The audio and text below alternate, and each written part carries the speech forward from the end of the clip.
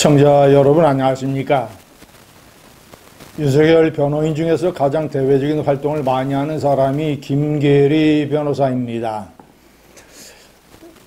김 변호사가 개인 유튜브에서 왜 윤 대통령이 보석으로 풀려나야 하는지를 주장을 했습니다. 핵심적인 것은 이 방어권을 보장을 해줘야 된다. 현재 지기현 부장판사가 하고 있는 이 내란 형사사건 재판은 주 2회에, 2주에 3회 정도, 그러니까 1주에 1.5회 정도 재판이 열리고 있다. 그런데 이 내란 특검 사건을 재판하고 있는 이 합의 35부 백지영 부장판사가 앞으로 공판 기일을 예고를 했기 때문에 전부 다 고려를 하면 일주일에 2회 내지 3회 재판을 받아야 된다. 변호사들이 수만 쪽에 이르는 기록을 검토하고 재판을 준비하려면 시간이 필요한데, 그리고 또 피고인 윤석열을 만나러 구치소에 왔다 갔다 해야 되고, 그래서 어떤 이 공판 준비, 사실관계에 관한 공방을 해야 되는 준비에 필요한 시간이 상당히 부족하다. 이것을 첫 번째 가장 핵심적인 이유로 내세웠습니다. 그러면서 박근혜 대통령 때는 주 4회 재판을 열지 않았느냐라고 하는 반론에 대해서 이렇게 얘기를 했습니다. 그때는 박 대통령이 사실상 재판을 포기했다. 그래서 변호인단들이 전부 다 사퇴를 하고 이 국선 변호인들이 맡았다.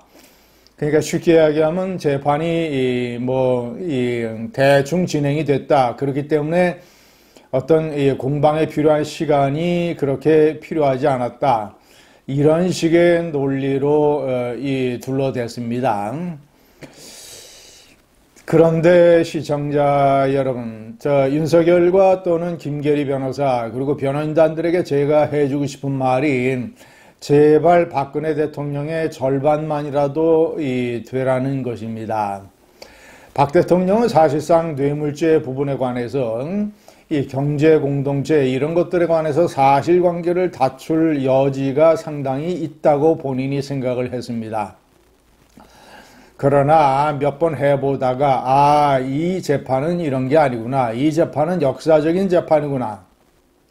대통령에서 탄핵당한 나에 대한 어떤 형사적인 판결을 내리기 위한 역사의 재판이요 국민의 재판이구나 라고 속으로 판단을 해서 사실관계 일부를 다퉈서 징역형을 30년 받을 것을 몇 년 깎아서 이런 식으로, 이런 것들이 이 거품처럼 아무런 소용이 없는 일이 될 것이라는 것을 본인이 자각을 했던 것입니다. 탄핵을 당함으로써 일단 대통령은 국민들에게 심판과 판결을 받은 것이다. 여기서 내가 법정에 출두를 해서 몇 년을 다퉈봐야 이것이 국민들의 눈에 어떻게 비치겠는가라고 속으로 판단을 했을 것입니다. 그리고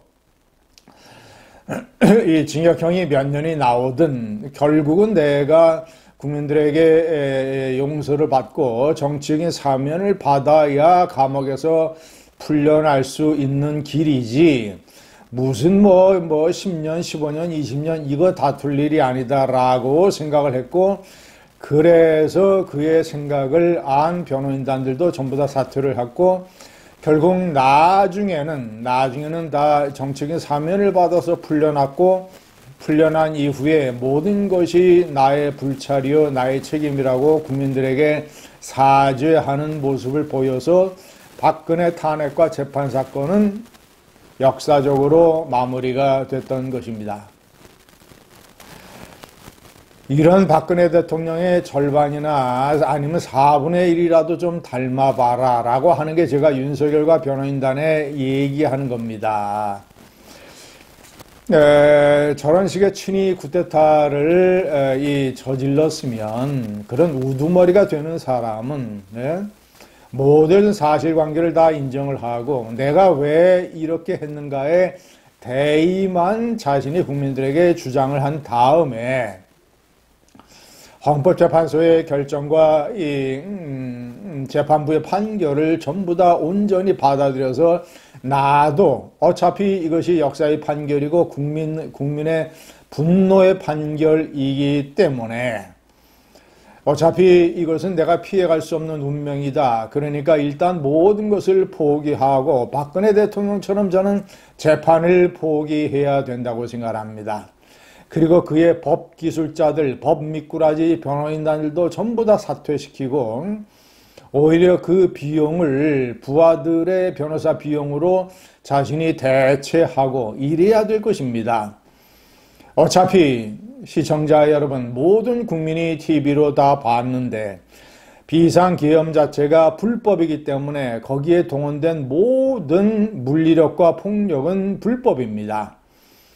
군대와 경찰을 동원을 해서 입법부인 국회를 통제하고 그리고 유사시에 김정은의 목을 따는 사명을 부여받은 특전사 부대 중에서도 가장 정예 부대를 국회 본청에 난입시켜서 유리창을 깨고 계엄 해제를 하려고 하는 본회의를 방해하려고 하고, 자, 그리고 방첩사를 동원을 해서 여당 대표까지, 심지어는 여당 대표를 포함한 주요 정치인들을 다 체포해서 가두고 구금하고 신문하려고 했고, 선관이라는 국가기관을 공격을 했고, 방송사의 단전단수를 계획을 했고, 이미 계엄 포고령을 통해서 모든 정치 활동을 금지시키고 국민들에게 이 표현의 자유, 집회의 자유를 제한하는 폭력을 이미 행사를 했습니다.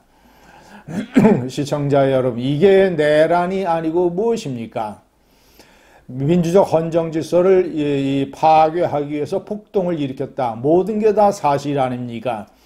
이런 것이 만약에 내란이 무죄가 된다면 제2의 4.19가 벌어질 것입니다. 그러니까 대세를 인정하고 이미 작은 사실관계에 대해서 부하들에게 전부 다 거짓말을 하고 거짓말쟁이로 부하들을 만들고 국민들을 호도하고 아무것도 아닌 일에 국민들이 호들갑을 떤다고 염장을 질렀고 2차 가해, 3차 가해를 했던 윤석열, 거기에 대고 이것이 계몽령이라고 또 그리고 무슨 윤어게인 정당을 만든다고 하고 아크로비스타 지하의 호사스러운 식당에서 웃으면서 윤석열이하고 밥을 먹는 사진을 SNS에 올려서 국민들 염장을 지른 김계리, 그는 윤석열이의 영치금 계좌를 공개를 해서 이미 윤석열이가 이미 4억 원 넘는 영치금을 받아 챙기는, 그래서 돈방석에 앉게 하는 이런 일을 저질렀습니다. 본인도 이 개인 유튜브 방송을 통해서 또 이 계좌 후원 다 받고 해서 본인도 아마 돈방석에 오를 것입니다.